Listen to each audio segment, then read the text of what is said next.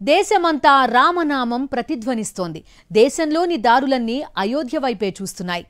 అయోధ్య రాముణ్ణి చూసి తరించేందుకు, ఆ రాముడు నడయాడిన నేలను తాకి తరించేందుకు భక్తులు తహతహలాడుతున్నారు.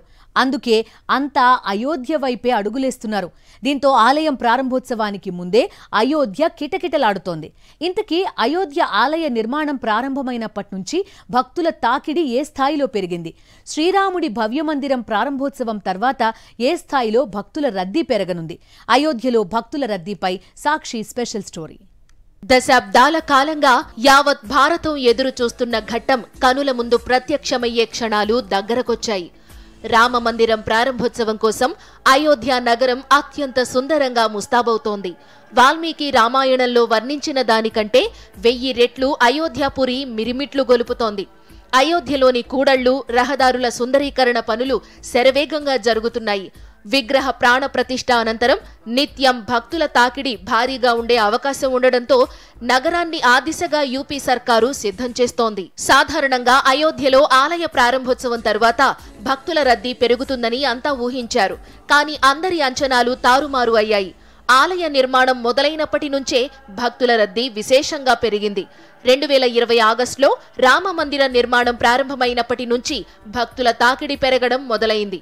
యూపీ టూరిజం గణాంకాల ప్రకారం 2021వ సంవత్సరంలో కేవలం 3.25 లక్షల మంది భక్తులు అయోధ్యను దర్శించుకున్నారు. 2022లో ఆ సంఖ్య ఏకంగా 85 రెట్లు పెరిగింది. అంటే ఆ ఏడాది ఏకంగా 2.39 లక్షల మంది అయోధ్యను సందర్శించారు. 2023లో ఎంతమంది భక్తులు సందర్శించారన్న దానిపై అధికారిక లెక్కలు బయటకు రాకపోయినప్పటికీ సుమారుగా 3.50 లక్షల మంది అయోధ్యను సందర్శించి ఉంటారని అంచనా వేస్తున్నారు. ఇందులో మన తెలుగువారు కూడా ఉన్నారు.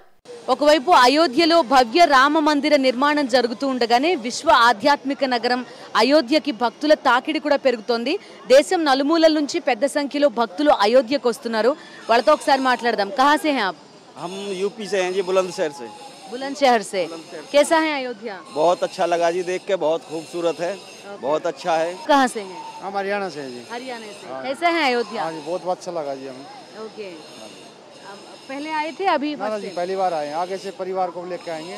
ओके। बहुत बढ़िया है जी। ఎలా ఉందండి అయోధ్య? చాలా బాగా అనిపించిందండి. ఇంతకు ముందు వచ్చారా ఇప్పుడు? లేదు, this is the first time వస్తున్నాము. మొత్తం అంతా డెవలప్మెంట్ నడుస్తుంది. అవును, చాలా బాగుంది. దాని స్ట్రక్చర్ అంతా చూసాము. Everything is good, satisfied, happy. చాలా రోజుల నుంచి ఏళ్ల నుంచి చెప్పారు కదా గుడి కడతామని. అవును, మేము అనుకున్నాం, అనుకున్నాము. ఇది నేను రావడం మూడోసారి. ఇది మూడోసారి. ఎలా ఉంది? ఇదివరకు ఎలా ఉండేది, ఇప్పుడు ఎలా? ఇప్పుడు చాలా తేడా ఉంది. రామ్ మసీద్ అది కూడా చూసిన నేను. ఎలా ఉందండి టెంపుల్? ఎట్లా ఉంది? చాలా బాగుంది. రామ్మూర్తి చాలా బాగుంది. అవునా? రామ్మూర్తి చాలా బాగుంది. ఇంకా ఏమేమి చూసారు అయోధ్యలో మీరు? అయోధ్యలో ఇవి సూర్య భగవాన్ గుడి కూడా చూసినాం, అది కూడా చూపించాం. మీకు ఎట్లా అనిపించింది అయోధ్య? చాలా చాలా చాలా హ్యాపీగా ఉంది. BJP government and RSS people whoever are doing this, many thanks. All Hindus should be very proud of this temple construction. It's our pride. Definitely.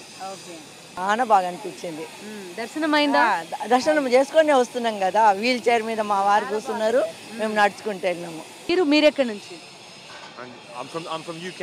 You came from UK? Yeah, I came from UK. How is the temple? It's good. I really like it. Yeah. How is Ayodhya? Yeah, it's my first time here. I've heard so much about the temple. Ayodhya भी complete change हो गया. बहुत change हो गया. ये जो छोटी छोटी गलियां थी, आज हम इसको बिल्कुल इतना भव्य देख रहे हैं, इतना बड़ा देख रहे हैं, तो बहुत चेंज हो चुका है. సో రామ మందిర నిర్మాణం అవ్వకుండానే చాలా ఎక్కువ మంది వచ్చి ఈ గుడి ఎలా కడుతున్నారో అని చూడడానికి వస్తున్నారు. వీళ్ళంతా కూడా దేశ విదేశాల నుంచి కూడా హిందూ సమాజం అంతా ఒక గర్వించదగ్గ కట్టడం ఇక్కడ కడుతున్నారు అనేది వాళ్ళ భావన. ఇక 2017-2019 మధ్య సుమారుగా 2 నుంచి 3 లక్షల మంది యాత్రికులు అయోధ్యను సందర్శించుకున్నారు. 2020లో కోవిడ్ కారణంగా ఈ సంఖ్య 1,70,000కు పడిపోయింది. ఇక వ్యాపార కోణంలో చూస్తే విగ్రహ ప్రాణ ప్రతిష్ఠ తరువాత 50,000 కోట్ల అదనపు వ్యాపారం జరుగుతుందని అంచనా వేస్తున్నారు.